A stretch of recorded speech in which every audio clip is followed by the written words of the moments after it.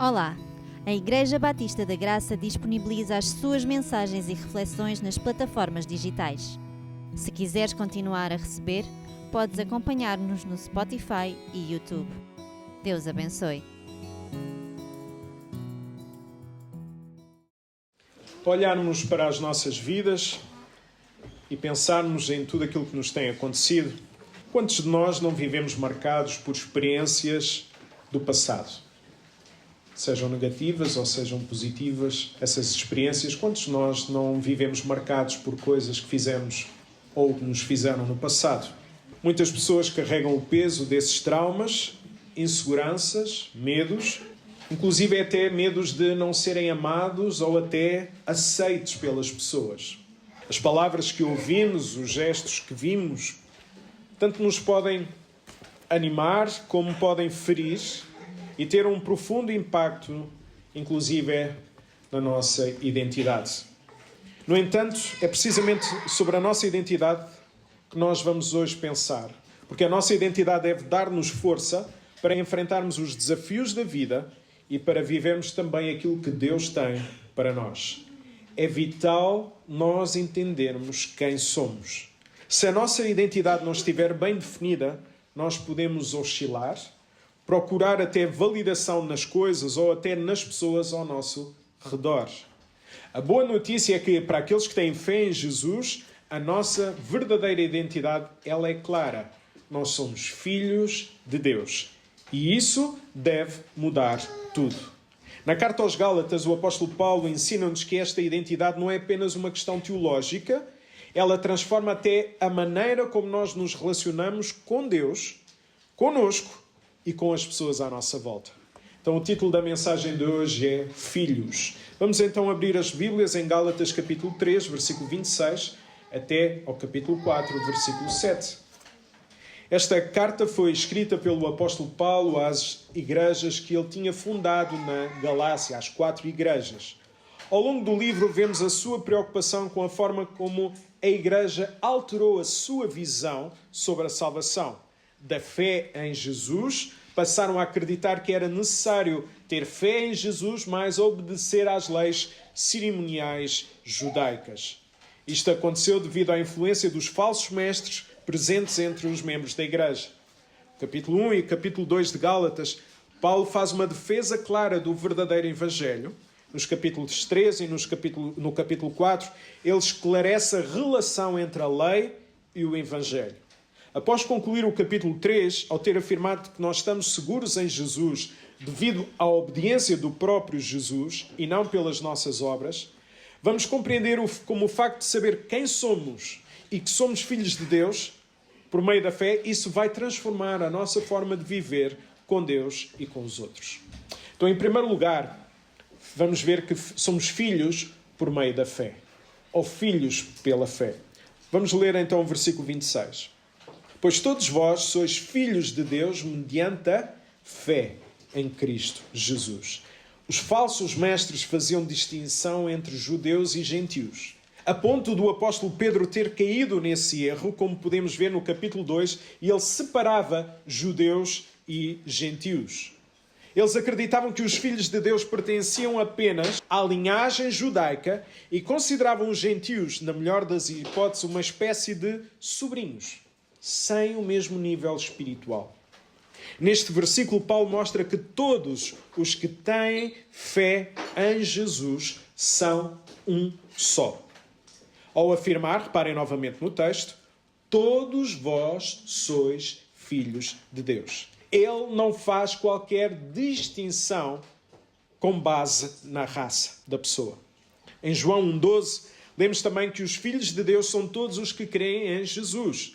Mas a todos quantos o receberam, deu-lhes o poder de serem feitos filhos de Deus, a saber, aqueles que creem no seu nome. Então, filhos de Deus implica ter Deus como Pai. O que significa ter Deus como Pai? Nem todos nós podemos ter tido pais perfeitos, o que por vezes pode até afetar a nossa compreensão sobre o que é ter Deus como nosso Pai. Contudo, ter Deus como Pai significa, no mínimo, duas coisas. Alguém que cuida de nós diariamente, sem nos deixar faltar nada. Mateus 6, 26. Olhai para as aves dos céus, que não semeiam nem colhem, nem ajuntam em celeiros, e o vosso Pai Celestial as alimenta. Não tendes muito mais valor do que elas? Um Pai que cuida. 1 Pedro, capítulo 5, versículo 7. Lançando sobre ele toda a vossa ansiedade, porque ele tem cuidado de vós. Deus como Pai significa que ele cuida das nossas vidas. Mas também é alguém que nos corrige. Ter um pai é alguém também que nos corrige. Hebreus 12, 7. Suportem as dificuldades, recebendo-as como disciplina. Deus trata-vos como filhos. Ora, qual é o filho que não é disciplinado pelo seu pai? Ainda aqui no versículo 11 desse mesmo capítulo, vemos que a correção de Deus, ela não traz alegria imediata. Toda a disciplina, de facto, no momento não parece ter motivo de alegria, mas de tristeza, porém, mais tarde, dá fruto pacífico de justiça aos que por ela têm sido exercitados. Então, nenhum filho, mesmo aqui na terra, digamos assim, que seja corrigido pelo seu pai, tem alegria naquele momento. Mas o fruto dessa correção, ele é bom. Aqueles que têm fé em Jesus, sejam judeus ou gentios, são filhos de Deus. E por serem filhos de Deus, serão tratados como tal. Mais à frente nós vamos explorar melhor esta paternidade que nos deve inspirar e também constranger. Vamos agora ler o versículo 27. Porque todos quantos fostes batizados em Cristo, Jesus vos revestiste. Aqueles que têm fé em Jesus são também batizados por Ele, ou batizados em Jesus e revestidos por Ele. O que é que significam estas palavras? O batismo mencionado aqui não é batismo nas águas, pois esse não salva ninguém. Paulo usa esta palavra para mostrar que ao termos fé em Jesus, nós somos imersos, a ideia principal do batismo, do significado da palavra batismo, ou inseridos em Cristo através da morte e da sua ressurreição. É a verdade que nós encontramos em Romanos capítulo 6, versículo 3. Ao não sabeis que todos vós, quando fomos batizados em Jesus Cristo, fomos batizados na sua morte. Então, pela fé em Jesus, nós estamos revestidos do próprio Jesus, pois já não é o nosso eu a reinar em nós, mas sim Jesus em nós. Quem tem fé em Jesus, Jesus reveste-nos dele mesmo, para que o nosso eu não seja mais o nosso eu, mas seja Jesus em nós. Paulo anteriormente já tinha expressado esta ideia. Gálatas 2:20. Já estou crucificado com Cristo e vivo não mais eu, mas Cristo vive em mim. E a vida que agora vivo na carne, vivo-a pela fé no Filho de Deus, o qual me amou e se entregou a si mesmo por mim. Então, quando nós estamos revestidos de Jesus, o eu já não é mais o nosso eu, mas é sempre Jesus em nós. Ao estarmos revestidos, isso transforma até a nossa forma de viver, a nossa conduta até no mundo. É a verdade que nós encontramos em Romanos 13:14. Mas revesti-vos do Senhor Jesus Cristo e não vos deixeis arrastar pelos maus instintos da natureza humana. Então, quando nós estamos revestidos de Jesus, nós vamos deixar a natureza carnal, pecaminosa de lado e vamos lutar diariamente para sermos cada vez mais como Jesus. Agora, deixem-me perguntar-vos, como tem sido a nossa vestimenta? De Jesus ou do nosso eu? Quem nos veste é Jesus ou é o nosso eu, a velha natureza? Quando as pessoas olham para as nossas ações, veem Jesus ou veem o Jonatas antes de ser salvo? Olharem para nós, quem veem que nós somos? Ao sermos então filhos pela fé, a nossa forma de nos relacionarmos será transformada. As pessoas precisam de ver em nós Jesus. Versículo 28 e versículo 29. Não pode haver judeu nem grego, nem escravo nem liberto, aqui é a ideia de livre, nem homem nem mulher, porque todos vós sois um em Cristo Jesus, e se sois de Cristo, também sois descendentes de Abraão e herdeiros segundo a promessa.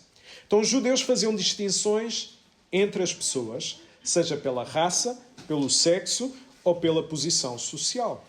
Havia até uma oração chamada Bênçãos da Manhã, uma antiga bênção judaica que dizia o seguinte: Bendito és tu, ó Senhor nosso Deus, Rei do Universo, que não me fizeste estrangeiro. Cá está a raça. Bendito és tu, ó Senhor, nosso Deus, Rei do universo, que não me fizeste escravo. Posição social. Bendito és tu, Senhor, nosso Deus, Rei do universo, que não me fizeste mulher. A questão do sexo. Por isso os judeus desprezavam os gentios, os escravos eram maltratados e as mulheres eram tratadas também como sendo inferiores, muitas vezes até tratadas como objetos. Qual a razão de Paulo dizer então que somos todos iguais? Porque todos somos pecadores, incapazes de nos salvarmos a nós mesmos, o que nos coloca todos em pé de igualdade. Para Deus, a nível da salvação, não há qualquer diferença entre homem, mulher, grego ou gentil, escravo ou servo, porque todos nós éramos incapazes de nos salvarmos. Ninguém é perfeito. Jesus é perfeito. Estas palavras então mostram que ao sermos iguais a nível de valor, também ao mesmo tempo nós somos diferentes uns dos outros, a nível de personalidades ou até a nível de funções. É importante reconhecer que o homem é diferente da mulher e que para Deus, apesar de, na questão da salvação, não há diferença entre homem e mulher, para Deus há diferenças entre homem e mulher. Por isso é que Deus diz que o casamento é entre homem e mulher e não entre pessoas do mesmo sexo. A igualdade para a salvação não significa que não existam diferentes papéis para o homem e mulher, o casamento ou na igreja. Paulo está a referir-se assim à salvação, onde todos são iguais. Todos, seja em casa, na igreja ou no trabalho, todos temos igual valor. E ninguém deve pensar, ninguém deve agir com superioridade, seja onde for. Então o que é que significa isto para nós, enquanto igreja? Ao observar as igrejas em geral, vejo que as maiores lutas, infelizmente, não são das igrejas contra o mundo ou o mundo contra a igreja, mas são as guerras entre os próprios irmãos. Sou chamado, a nível nacional, a intervir mais em conflitos internos entre irmãos do que conflitos entre os irmãos e os não cristãos. Nós não estamos a dar trabalho ao diabo, pois fazemos o seu trabalho quando nós vivemos em contendas. Deixem-me-vos dizer, precisamos de dar trabalho ao diabo. Mais uma frase que o nosso Guga vai retirar do contexto. Precisamos de dar trabalho ao diabo ao não vivermos em contendas, porque contendas é sinal que é o diabo a trabalhar. Precisamos olhar mais para a cruz e para o túmulo vazio para aprofundar a nossa intimidade com Jesus e assim nós temos comunhão uns com os outros. Então, se há dificuldades nos relacionamentos, precisamos de olhar mais para onde? Para a cruz, para o túmulo vazio, porque é Jesus que nos une. Inclusive, nós percebemos o tipo de relacionamento que alguém tem com Jesus pela forma como essa pessoa se relaciona com os outros, especialmente quando alguém falha com ela. Que tipo de relacionamento essa pessoa tem com Jesus? Deixa-me perceber como é que ela reage quando alguém falha com ela. Ou seja, se o nosso relacionamento com Jesus for baseado nas obras, nós vamos amar as outras pessoas enquanto elas nos agradam. Mas se o nosso relacionamento com Jesus for por meio da fé, nós mostraremos amor, mesmo após as falhas, porque vivemos o ministério da reconciliação. Quem vive por meio da fé e não pelas obras, vai viver o ministério da reconciliação. Quem vive com Jesus por meio das obras, vai viver o ministério do conflito, das contendas. Efésios 2,16. E pela cruz reconciliar ambos com Deus num só corpo, matando com ela as inimizades. Em Jesus não deve haver nenhum tipo de inimizade entre nós. As nossas diferenças não nos devem dividir.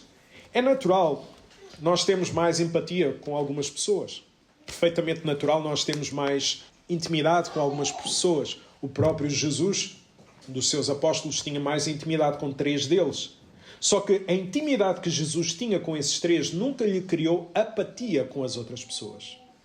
A empatia não deve criar apatia. Por isso nós somos chamados a relacionarmos uns com os outros sempre a partir de quem Jesus é, amando-nos uns aos outros. O que implica ver as pessoas como Jesus vê. A Igreja Batista da Graça é uma igreja com pessoas de diversas culturas, Louvado seja o Senhor. Todos somos iguais aos olhos de Jesus.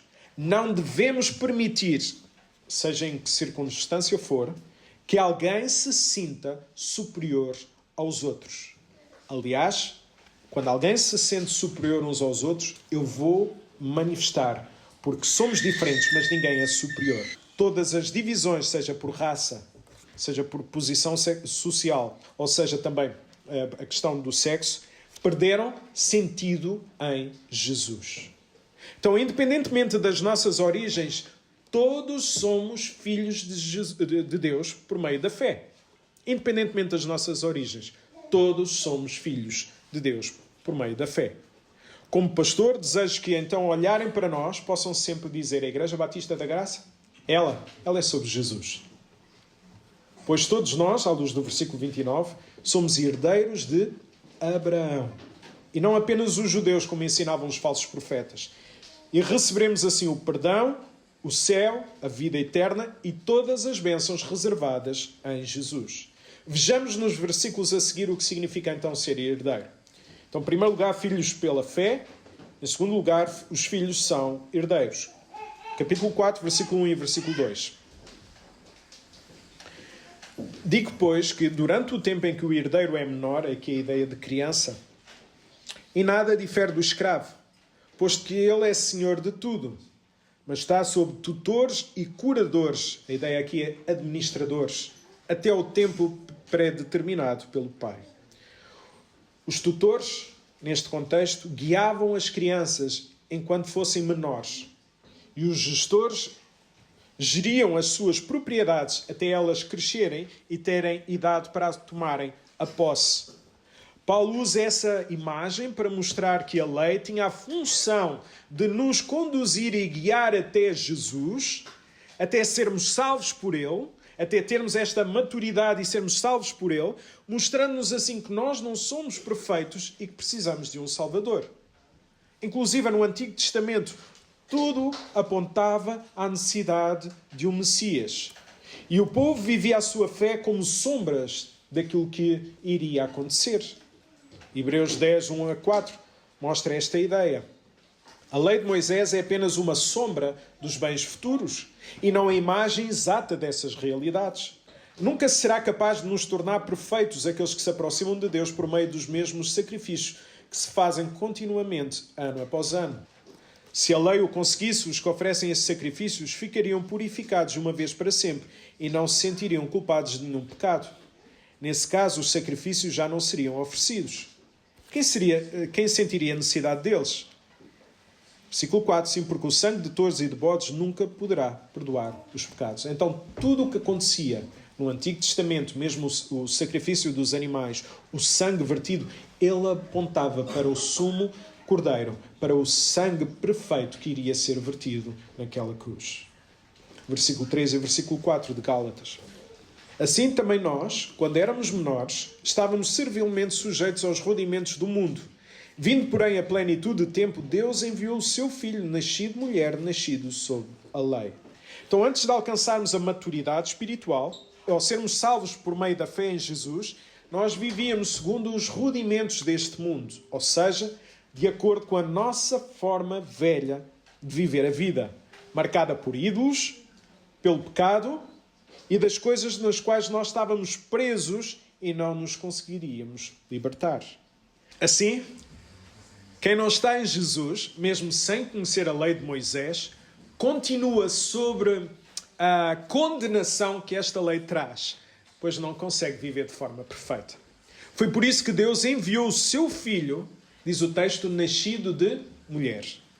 Reparem, enviou e nascido. Estas palavras revelam o quê? A divindade e a humanidade de Jesus. Reparem, a divindade, porque Paulo, ao dizer que Deus está a enviar o seu Filho, está a afirmar que o Filho sempre existiu e sempre existirá, porque ele e o Pai são um. João 10, 30. A humanidade, porque Jesus nasceu como homem por meio de uma mulher. É verdade que nós encontramos também em Filipenses 2, 6 a 7. Sendo em forma de Deus, não teve por usurpação ser igual a Deus, mas esvaziou-se a si mesmo, tomando a forma de servo, fazendo-se semelhante aos homens. Sendo Jesus então humano, teve de obedecer à lei de Deus e fê-lo de uma forma perfeita, ao contrário de todos nós. Jesus foi perfeito, nós nunca vamos conseguir. É verdade que nós encontramos em 2 Coríntios capítulo 5, versículo 21, aquele que não conheceu pecado, Deus o fez pecado por nós, para que nele nós fôssemos considerados inocentes diante de Deus. Qual foi a finalidade de Jesus ter vivido uma vida perfeita? Versículo 5. Para resgatar os que estavam sob a lei, a fim de que recebêssemos a adoção de filhos. Neste contexto, um homem sem filhos podia olhar para um escravo e libertá-lo, dizendo, a partir de hoje, este é meu filho. E então, já não seria mais escravo, mas teria os mesmos direitos que um filho biológico possuía. A palavra resgatar refere-se então ao pagamento de um valor para libertar um escravo. Paulo utiliza essa imagem para nos mostrar que Jesus viveu uma vida perfeita no nosso lugar, indo até à cruz para morrer e ressuscitar devido à nossa desobediência à lei, com o propósito de nos resgatar da maldição do pecado e nos tornar filhos de Deus. Olhem mais com atenção para o texto. Se olharmos, vamos perceber que Jesus comprou-nos e não nos abandonou. Ele tornou-nos filhos por adoção. E um pai não abandona os seus filhos. E como tal, nós seremos tratados como filhos. Não é em vão que Jesus, em Mateus 28:10, refere-se aos seus discípulos como irmãos. Então Jesus disse-lhes, não temais, ide dizer aos meus irmãos que vão à Galileia e lá me verão. Então o próprio Jesus fala dos filhos de Deus como os seus irmãos. Jesus nunca foi abandonado por Deus, como nós também nunca seremos. Por isso nós aguardamos com expectativa e alegria a herança que nos está reservada nos céus. Tens sentido alegria pela festa que nos aguarda? Se nos perguntassem a razão da esperança que há em nós, será que nós diríamos que era a vinda de Jesus e ficarmos com Ele para todo o sempre? Será que é isso que nós mais ansiamos nesta vida? Ou ansiamos por alguma herança nesta terra? Ansiamos por reconhecimento? A validação que nós queremos indica a filiação que nós mais desejamos. O que é que isto quer dizer? Se nós quisermos ser validados por este mundo, nós vamos desejar ser filhos deste mundo. Se nós desejarmos ser validados por Deus como seus filhos, é porque nós ansiamos a filiação a Deus e desejamos ser filhos de Deus. Temos vivido como herdeiros dos céus? Então, filhos pela fé. Em segundo lugar, os filhos são herdeiros. Em terceiro lugar, os filhos são amados. Versículos 6 e 7. E porque vós sois filhos, enviou Deus ao nosso coração o Espírito do seu Filho que clama, Abba, Pai. De sorte que já não és escravo, porém filho, e sendo filho também herdeiro por Deus. Pois temos visto que somos filhos de Deus, e como tal iremos herdar a vida eterna e todas as promessas em Jesus. Nestes versículos, nós percebemos que teremos o Espírito Santo a habitar nas nossas vidas. Se repararmos, toda a Trindade trabalha para a nossa salvação. O Pai adota, o Filho resgata e redime, e o Espírito Santo convence-nos do pecado, da justiça e do juízo. João 16:8. Percebemos também que ao entrar na nossa vida, o Espírito Santo mostra-nos o quão amados somos por Deus. Ao ponto de nos fazer clamar, reparem no texto, clamar, a ideia aqui é profundo sentimento, muito significado às palavras Abba, Pai. A expressão Abba significa querido Pai, ou amado Pai. Quem é que usou esta expressão Abba, Pai? Jesus. Quando? Quando é que Jesus disse Abba, Pai? No momento de maior dor da sua vida, mesmo sabendo tudo o que iria passar. Então em Marcos 14:36 nós vemos Jesus a dizer, Abba, Pai, todas as coisas te são possíveis, afasta de mim este cálice, não seja porém aquilo que eu quero, mas aquilo que tu queres. Então Jesus, no momento de maior dor na sua vida, não é quando tudo lhe ia bem, no momento de maior dor da sua vida, ele tem a coragem de dizer, querido Pai, amado Pai. Isto mostra que Jesus vivia em intimidade com o Pai. Independentemente das circunstâncias, ele conseguia dizer: Abba, Pai, querido Paizinho. Nós só conseguiremos dizer Abba, Pai, nos momentos difíceis da nossa vida, quando nós tivermos a noção que o Espírito Santo está connosco, que nós somos profundamente amados, apesar das nossas dores, apesar das nossas incertezas, apesar das nossas trevas. Quem clama Abba, Pai, é porque tem uma vida de intimidade e vive em amor com o Pai. Então, tanto diz Abba, Pai, nos momentos difíceis, como nos momentos mais fáceis, diz Abba, Pai. Teremos nós conseguido dizer Abba, Pai? Nos momentos mais duros da nossa vida, Abba, Pai? A minha filha Isabel acorda-nos muitas vezes ao meio da noite e diz assim, é mais vezes a mãe, graças a Deus, mas diz: Mamã! E a Filipa diz: Sim, filha, gosto muito de ti. E volta a dormir.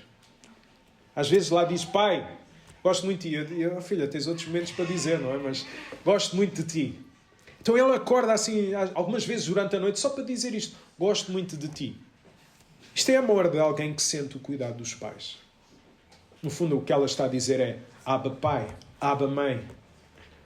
Eu gostaria de ter este sentimento por Deus em todos os momentos da minha vida. Onde pudesse acordar ao meio da noite, não com as minhas ansiedades a dominarem-me, mas com vontade de louvar ao Senhor e dizer: Abba, Pai, eu não sei o que se vai passar, eu não sei o dia da manhã, mas eu quero dizer: Abba, Pai, Tu tens cuidado de mim. Será que nos temos esquecido do amor do Pai na nossa caminhada diária? Estamos tão habituados à igreja, à leitura, ao cântico. E às vezes, quando as coisas são habituais em nós perdemos o valor delas. Perdemos o encanto. Perdemos o primeiro amor. O rei Davi, depois de ter pecado, perdeu a alegria de ser filho. Por isso orou: torna a dar-me a alegria da tua salvação. Salmo 51, 12. E às vezes nós precisamos dizer isso a Deus: Senhor, aquilo que mais domina a minha vida é o medo. Mais domina a minha vida é o receio do que vem aí. O que pode acontecer aos meus filhos. O que pode acontecer com o meu trabalho. Mas dá-me a alegria da tua salvação. Torna a dar-me a alegria da tua salvação. Foi o profeta Abacuque que disse: ainda que a terra não floresça, ainda que tudo possa acontecer, contudo eu me alegrarei no Deus da minha salvação. Que nós nunca percamos a alegria da salvação ao ponto de clamarmos: Abba, Pai. Por isso, se estiveres a viver alguma incerteza na tua vida, se passares por momentos onde duvidas da presença de Deus, ou se estiveres a passar alguma escuridão, experimenta dizer: querido Pai, eu não sei de mais nada, Senhor. Ajuda-me a confiar que Tu és Pai e como tal Tu irás cuidar de mim.